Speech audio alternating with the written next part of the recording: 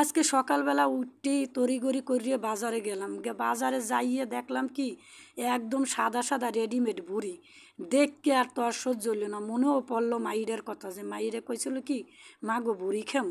এইবারে বাজার থেকে এইরকম বুড়ি দেখকে আমার এত ভাল লাগছে, নিয়ে এসি ঘরে। আর এই তো স্বামীরে কইলাম যে বিস্কুট আনতে, স্বামী আবার বিস্কুট লই এসে, হ্যার মধ্যে আবার ঔষধ বড়ি লই এসে। মুই জিগেলাম যে এই ঔষধ আনছো কির পান্নে, কয় ঔষধ আনছি তোমার পান্নে। আসলে মোর নিজেরই মনে নাই যে মুই যে অসুস্থ, হে মোর কথা মনে হচ্ছে। এইরকম স্বামী কয়জনের আছে কন, মোর কথা সবসময় হে মনে হরে।